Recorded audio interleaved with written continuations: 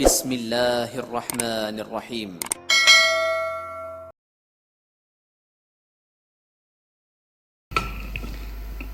Bismillahirrahmanirrahim. Assalamualaikum warahmatullahi wabarakatuh. Alhamdulillahilladzi hadzana li hadza wa ma kunna linahtadiya laula an hadanallah. Asyhadu an la ilaha illallah wahdahu la syarikalah wa asyhadu anna Muhammadan abduhu wa rasuluhu la nabiyya ba'dah. Terima kasih, alhamdulillah senantiasa kita panjatkan puji dan syukur kita kehadirat Allah Subhanahu wa taala. Di kesempatan pagi hari ini, hari Selasa, tanggal 6 Juli 2021 Miladiyah, bertepatan dengan tanggal 25 Zulqa'dah 1442 Hijrah. Di agenda pagi kita, mbun pagi mengawali hari dengan inspirasi dan ilmu. InsyaAllah kita akan senantiasa terus berbagi ilmu, berbagi pencerahan, menghadirkan kehidupan kita yang makin salat dengan makna ibadah dan karya amal soleh. Sebuah titian kehidupan yang tentu saja akan senantiasa menghadirkan kemuliaan, keberkahan, bahkan ampunan insyaAllah subhanahu wa ta'ala. Senantiasa kita akan terus berlindung diri, memohon pertolongan kepada Allah subhanahu wa ta'ala, terlebih dalam situasi dan kondisi pandemi seperti ini. Kita berdoa semoga Allah subhanahu wa ta'ala senantiasa memberikan perlindungan dan pertolongan atas segala bentuk wabah dan musibah. Allahumma inna na'udzubika minal barasi wal junun wal judan wa min sayyil asqam. Allahumma inna na'udzubika minal barasi wal junun wal judan wa min sayyil asqam. Ya Allah, sungguhnya kami berlindung kepadamu dari penyakit belang, dari penyakit gila, penyakit lepra, penyakit sopak, penyakit buruk lagi membahayakan. Bismillahilladzi la yadurru ma'asmihi syai'un fil ardi wala fis sama wa huwas samiul alim. La ilaha illa anta subhanaka inni kuntu minaz zalimin. La ilaha illallah wahdah la syarikalah lahul mulku wa lahul hamdu wa huwa ala kulli syai'in qadir. Hasbunallah wa ni'mal wakil, ni'mal maula wa ni'man nasir. Dan juga untuk saudara kita, sahabat kita, dari keluarga kita terdekat yang hari ini mungkin ada yang terpapar dengan COVID. Kita doakan semoga mereka diberikan kesembuhan, ridha atas segala apa yang menjadi ketetapan insya Allah subhanahu wa ta'ala. Kita doakan mereka disehatkan kembali, disembuhkan kembali. Allahumma rabbana sa'hibil ba'sya ishfi anta syafi la syifa illa syifauka syifaan la yughadiru saqama. Dengar kasih, di kesempatan pagi hari ini insya Allah tema kita tingkatan taubat seorang hamba. Tingkatan taubat seorang hamba. Kalau kita baca di dalam kitab Minhajul Qasidin, sebagaimana dituliskan oleh Ibnu Qudamah, atau yang nama asli atau nama lengkapnya Asy-Syaikh Ahmad bin Abdurrahman bin Qudamah Al-Maqdisi. Di dalam kitab Minhajul Qasidin, beliau memberikan penjelasan terkait dengan tingkatan seorang hamba saat bertobat kepada Allah Subhanahu wa taala. Ada 4 kategori taubat yang dijelaskan oleh Ibnu Qudamah di dalam kitabnya Minhajul Qasidin. Tentu saja apa yang akan kita bahas ini memiliki makna yang sangat penting, terlebih dalam situasi dan kondisi kita seperti saat sekarang ini. Karena kalau menurut hemat saya, di samping kita berobat dengan upaya agar kita bisa memiliki kekuatan untuk menghadapi virus atau penyakit, di samping itu juga tentu saja bertaubat. Konsep zikir dari apa yang harus kita maknai secara lebih luas. Bagaimana kita selalu berupaya untuk melakukan koreksi, melakukan evaluasi di atas segala kekurangan, di atas segala kelemahan diri kita, terlebih lagi tentu saja di atas segala dosa dan kesalahan yang kita perbuat. Maka kata kunci dari apa yang kita bangun di dalam menjalani kehidupan ini ada keseimbangan begitu kan di antara keseimbangan fisik jasmani kita maupun dengan mental kita atau rohani kita. Oleh karena itu kalau kita bertobat untuk kalau kita berobat untuk sebuah penyakit, maka tentu saja inilah bagian dari ikhtiar kita yang mencerminkan adanya kesungguhan diri kita agar penyakit atau sakit yang hadir di dalam diri kita betul-betul bisa kita atasi. Dengan berobat tentu kita berharap bisa disembuhkan dari segala bentuk penyakit ataupun virus yang datang di dalam diri kita. Namun tentu kita juga tidak boleh melupakan hakikat dari makna taubat, di mana taubat merupakan bagian dari cermin kesadaran seorang hamba akan segala perbuatan yang telah dilakukannya.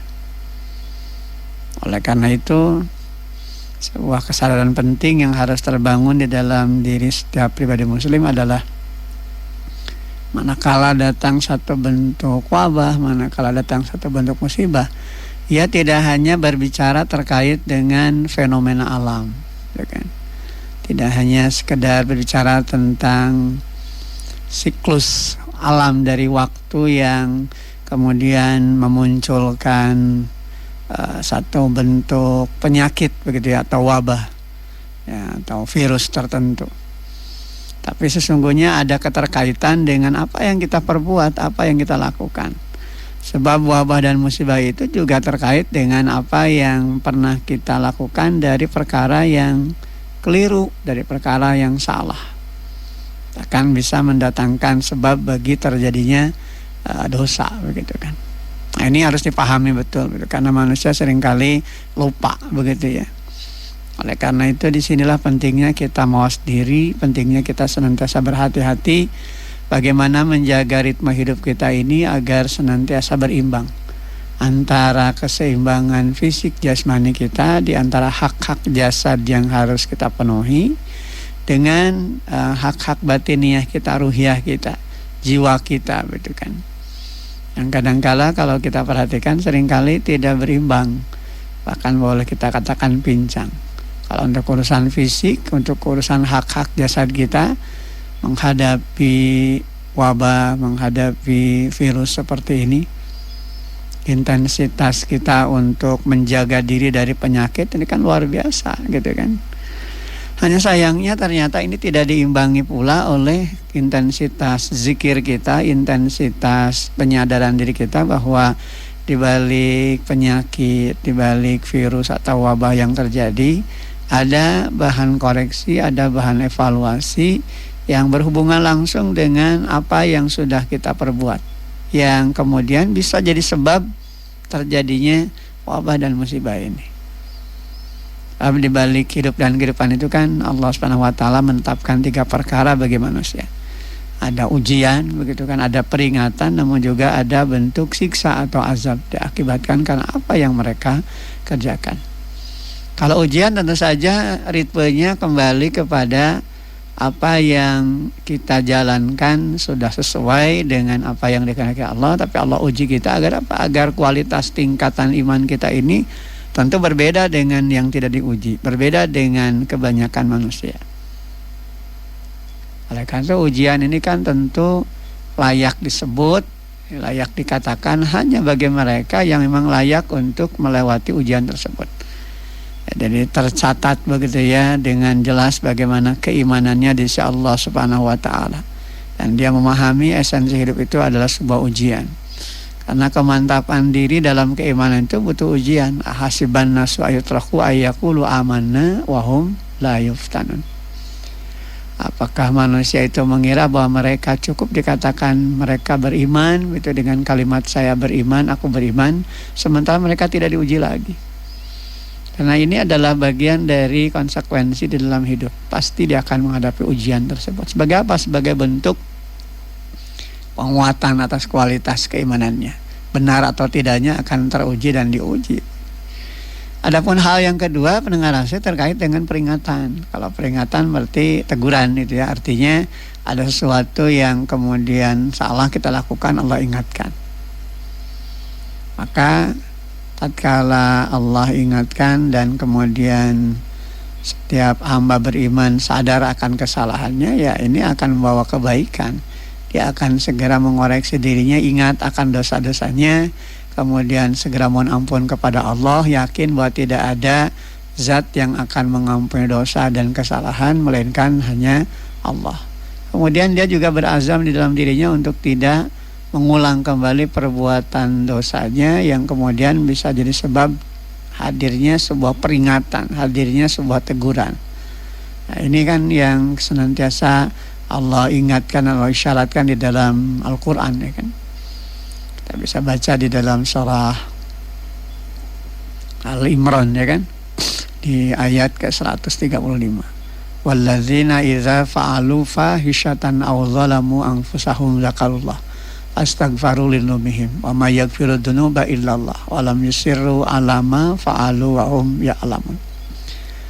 Dan orang-orang yang apabila mereka melakukan perbuatan keji, perbuatan fahisyah, gitu kan, atau mereka menganiaya diri mereka sendiri, mereka ingat kepada Allah, sadar gitu, ini kesalahan, oh ini saya lakukan kekeliruan, dia ingat kepada Allah, fastaghfaru lidzunubihim, kemudian dia tidak lanjuti dengan mohon ampun kepada Allah di atas segala dosa yang sudah dia lakukannya itu, ketika dia ingat bahwa dia melakukan kesalahan.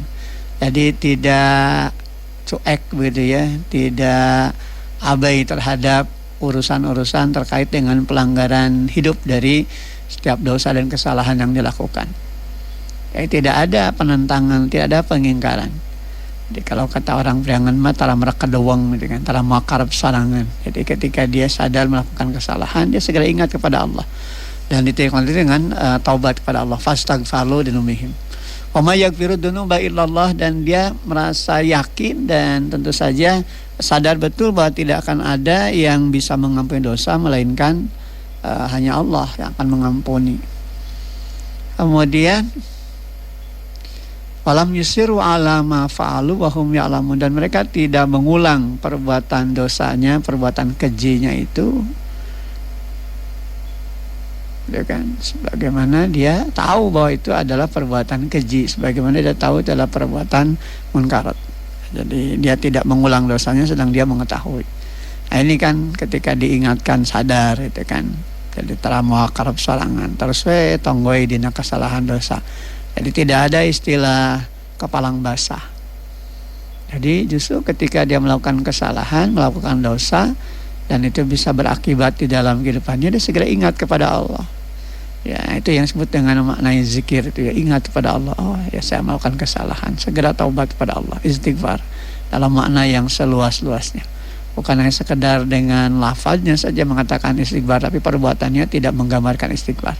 Nah ini yang seringkali perlu dipahami ya oleh kita. Selama ini kadang-kala kita ini kan terus beristighfar, tapi kemudian kesalahan dosa masih kayaknya dilakonan itu kan. Jadi ya artinya ada kesan mempermainkan begitu kan. Jadi ketika dia ingat melakukan kesalahan dan dosa, maka mereka yang ditegur seharusnya sejatinya dia segera memohon ampun kepada Allah di atas segala dosa dan kesalahannya, dan yakin bahwa tidak ada yang akan mengampuni dosa melainkan Allah. Kemudian tidak mengulang perbuatan dosanya itu sedang dia mengetahui. Nah, kemudian yang ketiga ini terkait dengan siksa atau azab. Nah, jadi ketika sudah diingatkan masih kenewe tak aya robah, nah gitu kan, terus saja begitu kan bergumul di dalam perilaku dosa, kejahatan dan kemaksiatan. Padahal peringatan sudah sampai kepadanya dari apa yang kemudian harusnya menjadikannya makin sadar diri begitu kan terkait dengan perbuatan yang sudah dilakukannya. Tapi masih kan gitu, tak ada perubahan. Jadi malah menjadi-jadi, malah terus membangkang, menentang dan menantang. Sampai akhirnya kemudian ya Allah berikan punishment, hukuman. Itu pun bukan karena kezaliman Allah, tapi lebih kepada perbuatan diri mereka sendiri yang menjadi sebab datangnya siksa, datangnya azab itu. Wa na'udzubillah min dzalik. Tentu saja kita berlindung diri ya dengan rasa dari perkara-perkara seperti itu. Jangan sampai sudah diingatkan masih kene mereka doang mau kalap sorangan, negdreg gitu kan. Tapi justru hamba yang beriman itu ketika dia melakukan kesalahan, karena memang tidak ada manusia yang lepas dari kesalahan.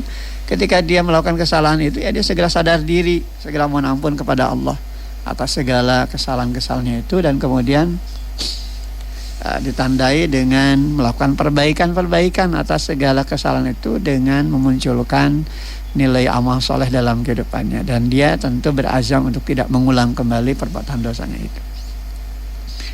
Dengan rasa kembali kepada tema kita, tingkatan taubat seorang hamba. Kalau melihat apa yang diungkapkan oleh Ibnu Qudamah, atau nama lengkapnya itu Asy-Syaikh, ya kan, Ahmad bin Abdurrahman bin Qudamah Al-Maqdisi, dalam kitabnya Minhajul Qasidin, paling tidak ada 4 tingkatan seorang hamba saat dia bertobat kepada Allah. Yang pertama, mereka yang bertobat dan tetap bertahan pada motivasi taubatnya hingga akhir hayatnya. Nah, ini tentu saja taubat yang benar dan taubat yang sebenar-benarnya taubat. Bagaimana ia menyadari akan segala bentuk penyimpangan yang pernah dilakukannya, kemudian ia berazam untuk tidak lagi terjebak pada perilaku dosa dan kejahatan yang dilakukannya. Jadi taubatan nasuha, begitu ya, dari bentuk taubat yang semurni-murninya taubat. Oleh karena itu, kalau berhadapan dengan jiwa seperti ini, maka ini yang disebut dengan jiwa mutmainah, jiwa yang tenang, yang terus berupaya agar selalu berada pada nilai-nilai kebenaran, yang berusaha untuk menjaga, mempertahankan keimanannya dan senantiasa memperbarui amal solehnya di dalam kehidupan. Dia bertahan pada motivasi untuk tidak mengulang kembali kesalahan-kesalahan yang pernah dilakukannya hingga akhir hayatnya, sampai waktu, ya kan, memutuskan mata rantai dari kehidupannya. Ketika nyawa berpisah dari raganya, dia tetap dengan keimanannya. Jadi bagaimana dia menyadari, begitu kan, akan segala bentuk penyimpangan, akan segala bentuk kekeliruan, dosa, kejahatan dan kemaksiatan yang sudah dilakukannya, sehingga dia betul-betul berazam di dalam dirinya untuk tidak pernah lagi melakukan perbuatan dosa tersebut. Nah, ini kita bisa lihat di surah At-Tahrim, ya, surah ke-66 di ayat yang ke-6. Ya ayyuhallazina amanu, di ayat ke-8, maaf ya, di ayat ke-8 ya. Surat At-Tahrim, ya ayyuhalladzina amanu tubu ilallahi taubatan nasuha asa rabbukum ayyukaffira ankum sayyi'atikum wa yudkhilakum jannatin tajri min tahtihal anhar yauma la yukhzillahu an-nabiyya walladzina amanu ma'ah nuruhum yas'a baina aydihim wa bi aymanihim yaquluna rabbana atmim lana nurana waghfir lana innaka ala kulli syai'in qadir. Wahai orang-orang yang beriman, bertaubatlah kepada Allah dengan taubat yang semurni-murninya. Mudah-mudahan Tuhan kamu akan menghapus kesalahan-kesalahanmu dan memasukkanmu ke dalam surga yang mengalir di bawahnya sungai-sungai. Ada hari ketika Allah tidak mengecewakan Nabi dan orang-orang beriman bersama dengannya, sedang cahaya mereka mancar di hadapan dan di sebelah kanan mereka. Sambil mereka berkata, ya Rabb kami, sempurnakanlah untuk kami cahaya kami dan ampunilah kami. Sungguh Engkau Maha Kuasa atas segala sesuatu. Jadi inilah ciri dari tingkatan taubat pertama, bagaimana dijelaskan oleh Ibnu Qudamah, ya, di dalam kitabnya Minhajul Qasidin. Jadi bagaimana ketika dia bertobat, tobat yang semurni-murninya tobat, ya, landasannya tentu saja kembali kepada keimanan.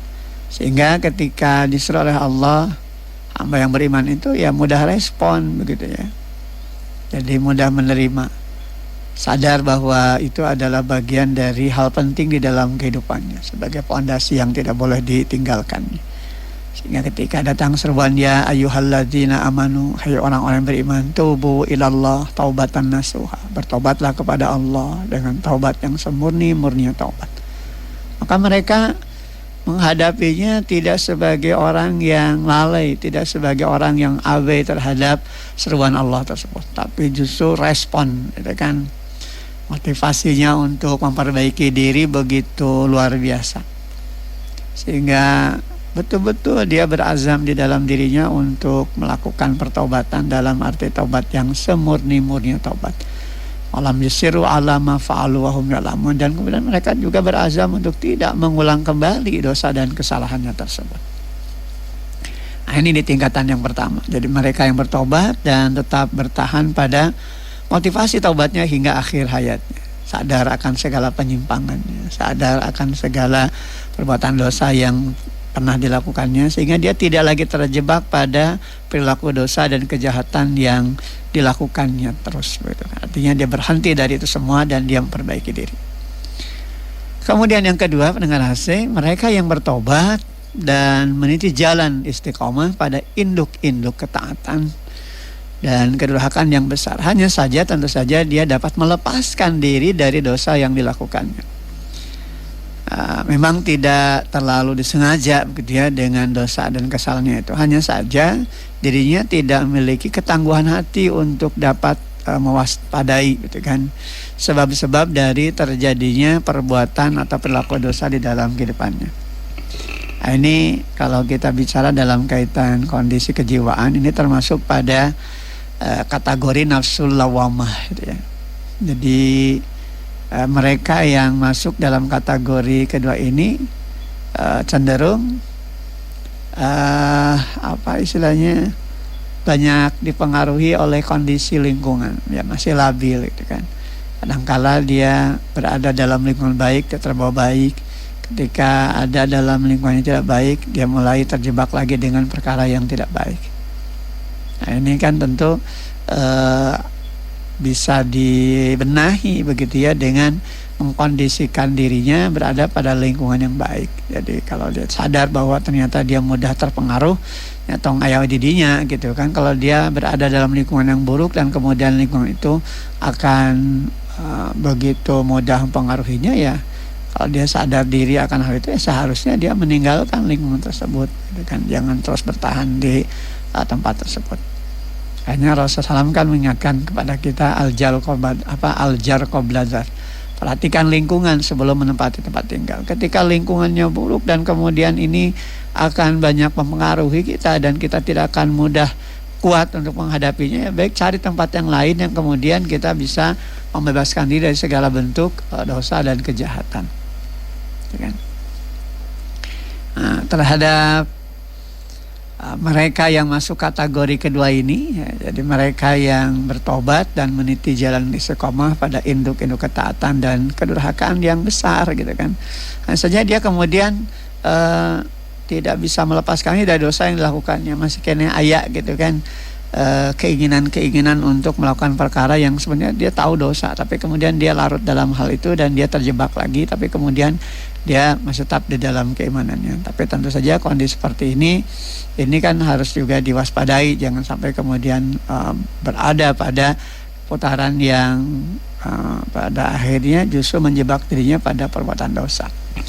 Karena itu dalam kategori kedua ini Allah Subhanahu wa taala memberikan penjelasan sebagaimana yang tertera pada surah An-Najm, ya, surat An-Najm, surat yang ke-53 pada ayat yang ke-32.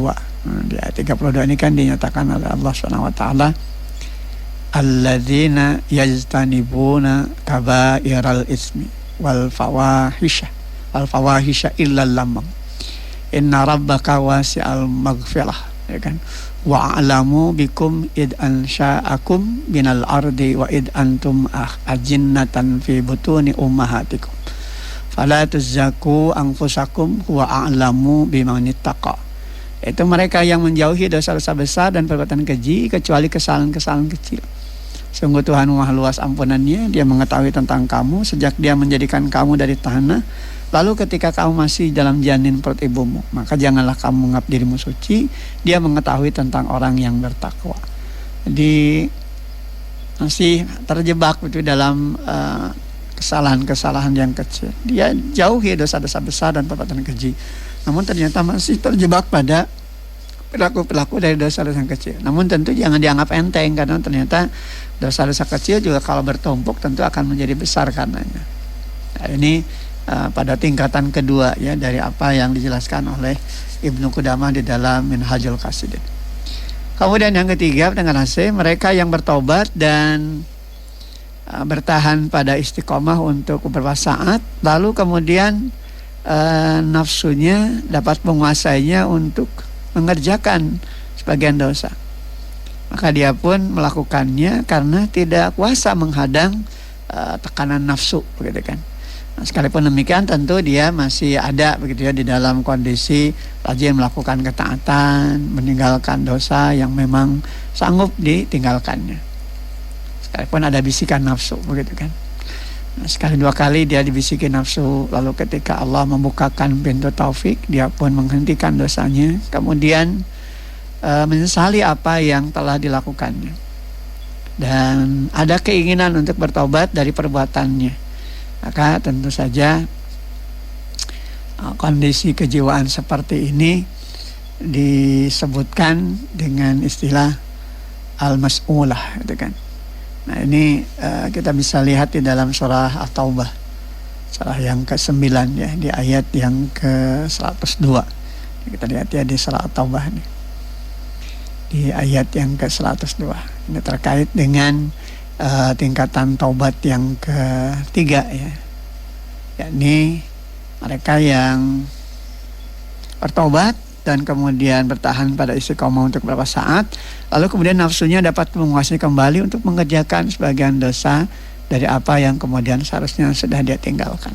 Namun ketika dia mendapatkan taufik hidayah dari Allah, dia segera berupaya untuk berazam memperbaiki diri dan ada keinginan untuk bisa melakukan perubahan-perubahan atas apa yang sudah dilakukannya. Maka ini yang kemudian harus kita pahami, begitu ya. Jadi apa yang kemudian terjadi di dalam fenomena kehidupan ini, acap kali ada orang yang ketika dia terjebak dalam dosa, kemudian dia sadar bahwa itu adalah dosa, pintu taufik dan hidayah Allah itu hadir kembali dalam hidupannya, dan dia kemudian berusaha untuk memperbaiki dirinya. Maka tentu saja itu adalah bagian dari kelapangan hati yang kemudian Allah SWT akan berikan ampunan kepadanya. Innallaha ghafur rahim. Sesungguhnya Allah Maha Pengampun lagi Maha Penyayang. Nah, ini yang keempat ya pendengar C, mereka yang bertobat dan istiqomah dalam sesaat, lalu kembali melakukan dosa dan tenggelam di dalamnya tanpa ada hasrat untuk bertobat kembali dan tidak ada penyesalan atas apa yang telah dilakukannya. Jadi dia tobat gitu ya, tapi kemudian sesaat kemudian dia terjebak lagi dalam dosa, dan ketika sudah terjebak dalam dosa itu dia tidak kembali lagi untuk bertobat. Jadi boro-boro ingat karena dosa, malah hancur terus begitu. Jadi tidak lagi ada keinginan untuk memperbaiki diri. Akhirnya ya dia berada pada jebakan hawa nafsunya gitu ya, dan setan menggiringnya kepada perkara yang mencelakakan dirinya. Jadi ini yang kemudian secara kejiwaan disebut dengan nafsu amarah. Makanya ada istilah amarah itu ya. Jadi memang cenderung selalu berada pada kejahatan. Jadi tidak ada keinginan untuk memperbaiki diri atas segala kesalahan, atas segala dosa yang sudah dilakukannya. Sehingga ya tidak lagi muncul begitu ya penyesalan dalam dirinya atas dosa dan kesalahan yang dilakukannya. Nah, ini kita bisa baca, bisa lihat di surah Yusuf ya, surah yang ke-12. Ada ayat yang ke-53 ya. Wa ma ubarri'u nafsi innan nafsa la'ammaratun bisu'i illa ma rahima rabbi inna rabbi ghafurur rahim. Dan aku tidak menyatakan diriku bebas dari kesalahan, karena sesungguhnya nafsu itu selalu mendorong kepada kejahatan. Kecuali nafsu yang diberi rahmat oleh Tuhanku, sesungguhnya Tuhanku Maha Pengampun lagi Maha Penyayang. Jadi ada dorongan nafsu yang adanya ketika dia berada di dalam kebaikan, berusaha untuk baik, artinya dia bertobat, tapi kemudian dia terjebak lagi di dalam perbuatan dosa yang sama, namun sayangnya justru tidak kembali untuk bertobat, memperbaiki diri, malah jadi larut terus tenggelam di dalam dosanya sampai akhir hayatnya, ya kan? Sampai akhir hayatnya justru dia terjebak di dalam dosa itu. Maka tentu saja ini adalah bagian dari karakteristik manusia yang rusak begitu ya, karena di penghujung kehidupannya tentu saja dia su'ul khatimah, ya, penghujung kehidupan yang buruk, ya, penghujung kehidupan yang tidak baik. Nah, itu sebabnya kenapa kita senantiasa bermohon kepada Allah Subhanahu wa taala agar kita senantiasa berada di dalam kehidupan yang husnul khatimah, penghujung kehidupan kita baik. Jadi di saat kita hidup, mintalah doa dari orang-orang terdekat dalam kehidupan kita agar kita senantiasa diberikan kemantapan hati, jiwa yang husnul khatimah. Artinya terus ritme hidup itu selalu diisi dengan ibadah kepada Allah, pengabdian kepada Allah, semangat untuk melakukan koreksi dan evaluasi atas segala dosa dan kesalahan yang dilakukan. Sehingga ini yang kemudian harus senantiasa terbangun di dalam diri kita gitu, semangat untuk memperbaiki diri, jangan sampai larut terus di dalam dosa gitu kan, sampai akhirnya kematian terjadilah penyesalan, namun kemudian penyesalan yang tidak berguna. Karena bagi mereka yang kemudian sudah bertobat kemudian terjebak dalam dosa dan kemudian tidak ada keinginan memperbaiki diri sampai akhir hayatnya, ya berarti dia su'ul khatimah. Nah, oleh karena itu pendengar saya, esensi taubat yang harus dibangun dalam kehidupan kita tentu saja juga dilandaskan kepada 4 perkara. Jadi kita baru dikatakan taubat ketika langkah-langkah di dalam kehidupan ini mencerminkan 4 hal, ya kan? Yang pertama, mengakui telah melakukan dosa. Tidak akui bahwa kita melakukan dosa, kesalahan. Jadi jangan menganggap sakieu mah tepira. Tidak ada istilah tepira. Nah, kalau sudah melakukan dosa, ya walaupun sedikit tentu saja nanti akan berakibat fatal di dalam kehidupan. Kemudian menyesali atas perbuatan dosa yang telah dilakukannya. Ada penyesalan, jangan sampai karena ada dibandingkan jeung batur mah urang mah masih kene mending, masih kene leheung. Nah, tidak ada istilah mending gitu ya, tidak ada istilah leheung gitu kan dalam kaitan dosa. Tetap ya dosa mah najan saeutik oge jadi masalah di dalam kehidupan. Nah, kemudian yang ketiga, berazam gitu ya, jadi berniat di dalam hati dengan penuh kesungguhan hati untuk tidak terjebak kembali di dalam perbuatan dosa yang sama. Dan yang keempat tentu saja mengikuti keburukan atas dosa-dosa yang telah dilakukannya dengan kebaikan-kebaikan yang lebih baik guna menghapuskan segala dosa dan kesalahan yang pernah dilakukannya. Nah, ini diantara esensi taubat yang harus kita bangun. Nah, kalau kita bicara terkait dengan 4 hal dalam tingkatan taubat tadi, tentu ini jadi bahan koreksi, bahan evaluasi bagi kita. Pada tingkat mana kita taubat itu? Apakah pada tingkat pertama kita betul taubat dari segala dosa kesalahan dan terus termotivasi dengan taubatnya untuk tidak melakukan kesalahan dan dosa sampai akhir hayatnya dia tetap mempertahankan keimanannya dan tidak terjebak di dalam dosanya? Ataukah mereka yang kemudian bertobat tapi kemudian justru berada pada lingkungan yang seringkali mempengaruhi dirinya, kalau baik jadi baik, kalau buruk jadi buruk, jadi labil begitu ya? Atau pada mereka yang kemudian mereka bertobat, kemudian mereka bertahan untuk tetap menjaga ketaatan, namun kemudian masih dikuasai nafsunya, kemudian menjebaknya pada perbuatan dosanya. Atau yang keempat gitu kan, nauzubillah min dzalik, mereka yang sudah bertaubat memperbaiki diri tapi kemudian ketika dia terjebak dalam dosa, kejahatan, dia larut dan kemudian tidak ada keinginan untuk perbaiki diri sampai akhir hayatnya. Nah, ini yang disebut dengan su'ul khatimah, penghujung kehidupan yang buruk. Nah, mudah-mudahan 4 hal yang kita jelaskan terkait dengan tingkatan-tingkatan taubat seorang hamba sebagaimana diungkapkan di dalam kitab Minhajul Qasidin dari Ibnu Qudamah, ini betul-betul memberikan motivasi dalam kehidupan kita untuk betul-betul menghadirkan taubat kita dalam makna taubat yang semurni-murninya taubat, dalam makna taubat yang sebenar-benarnya taubat, taubatan nasuha. Demikian apa yang saya sampaikan. Aku qouli hadza wa astaghfirullah li wa lakum. Alhamdulillahil alamin. Assalamualaikum warahmatullahi wabarakatuh.